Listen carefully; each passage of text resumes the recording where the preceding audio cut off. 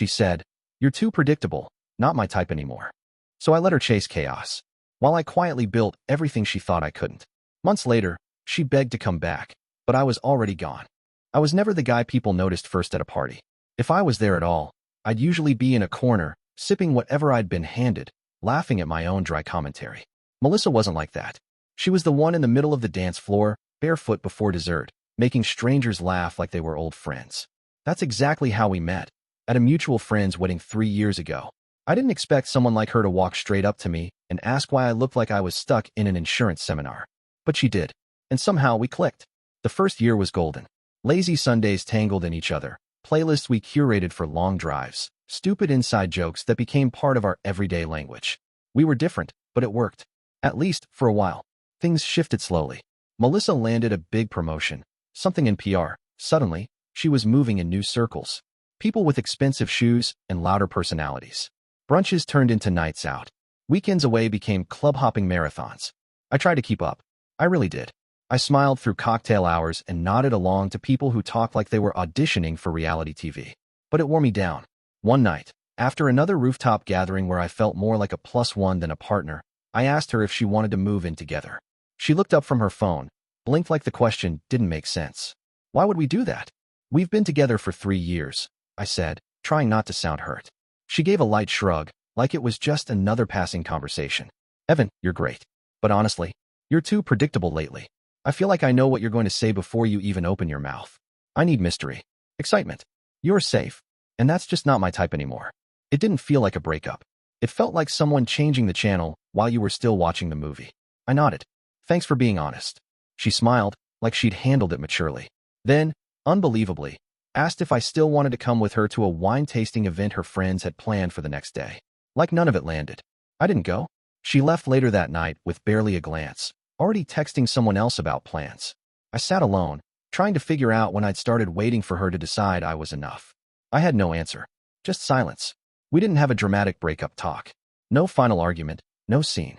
She simply moved forward, like our relationship had been a good chapter she outgrew. Meanwhile, I stayed back in the quiet aftermath, wondering what the hell just happened. For a while, I told myself I'd reach out. Maybe after she had time to think. Maybe she'd realize something. But days passed, then weeks, and I didn't hear from her. Except through posts, nights out, blurry selfies, cryptic captions like, "The wild ones can't be caged." It was like she'd rewritten her life without me in it.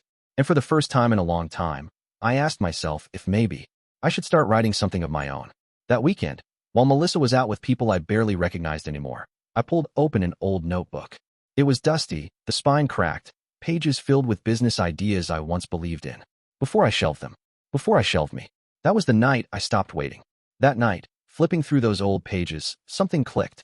Not in a dramatic, movie-ending way. Quietly, like an engine humming back to life after sitting too long in the cold. The notebook was filled with plans for a creative co-working space, a community hub for freelancers, artists, remote workers. I dreamed it up years ago, back when I still believed I could build something of my own. But I had shelved it early in our relationship, thinking it was too risky, too big. Or maybe I just didn't want to give Melissa a reason to think I was chasing a pipe dream. Now, I had nothing holding me back. I started small, cleaned off the pages, reworked the numbers, modernized the concept. I called Matt, an old friend from college who had a small art studio he barely used. Asked if he'd consider renting it to me for cheap while I tested things out. He said yes without hesitation. I didn't make a big deal about any of it. No social media posts, no big announcements. I just worked. In the mornings before my remote job started, and again at night after dinner. I painted the studio walls myself, researched community building programs, and took a short course in small business operations. I watched videos, joined forums, started sketching floor plans on coffee-stained napkins again. Meanwhile, Melissa's life played out in high resolution on Instagram. Bottomless brunches, DJ sets, new cities. Everything loud and fast. Her captions got more cryptic, her friend group more unfamiliar. I didn't comment, didn't react. I wasn't angry, I just had other things to do. I started showing up less. No more just thinking about you deliveries or checking in on her weekends. No more folding myself into spaces that never fit. I stopped asking questions I didn't want the answers to. And slowly, quietly, something real began to take shape. The studio opened its doors one rainy Thursday. No grand opening, no balloons, just a fresh pot of coffee, a welcome sign, and a dozen folding chairs. A few local creatives came through that first week. A photographer, a poet, a startup guy with 2 mini browser tabs open. We held workshops, shared playlists, exchanged book recommendations. People stayed longer than they planned to. It felt right. The place grew faster than I expected. Not wildly, but enough to make rent. Enough to start thinking about a second room. Enough to feel like I was doing something that mattered. Every brushstroke on that wall, every table I assembled, felt like stitching myself back together. Melissa didn't notice. Not at first. Then one night, during a poetry reading we hosted, someone tagged me in a photo on Instagram. It was nothing fancy, just me standing near the bookshelf, laughing with a writer about which type of tea makes you more productive. That's when I got the first message. 1:12 a.m. Did you open a business? I saw the notification. Left it unread. 2 days later, another one. Can we talk? I just didn't realize you were doing all this. Thought you were just, like, working or something. Still, I didn't reply. Not to be cruel, but because I wasn't looking backward anymore. The version of me she knew, the one who bent to fit into her world, who waited to be chosen, that guy had started building something of his own. Not to prove a point. Not out of spite. Just because it was finally time. And I wasn't going to trade that for a conversation that should have happened months ago. The messages stopped for a bit after I didn't reply. I figured she'd let it go. Melissa always moved fast. New trends, new places, new people. I assumed her curiosity would fade once she got distracted by whatever came next. But then she showed up. At one of our Thursday networking events, I was setting up chairs when I saw her walk in, pretending to scroll on her phone like she wasn't sure where she was. I almost laughed. Said she was just passing by and saw the open sign. She didn't acknowledge the name of the studio, which was painted in giant letters on the glass, the Foundry. She stuck around, walked through the space like she was browsing an exhibit, commented on the plants, complimented the lighting, said the vibe was so chill. I nodded, thanked her, then got back to work. She lingered near the coffee table where people were chatting about publishing options and grants. I didn't introduce her to anyone. A week later, she showed up again, this time with a mutual friend, acting surprised to see me. She laughed a little too loudly. I stayed polite, professional, but I didn't ask how she was. Didn't ask if she wanted to grab coffee and catch up. Then came the flirting. You've changed, she said one evening, lingering by the snack table. You're, I don't know, glowing. This is sexy. I thanked her. That was it. She tried again the next time. Talked about how rare it is to see someone build something from nothing.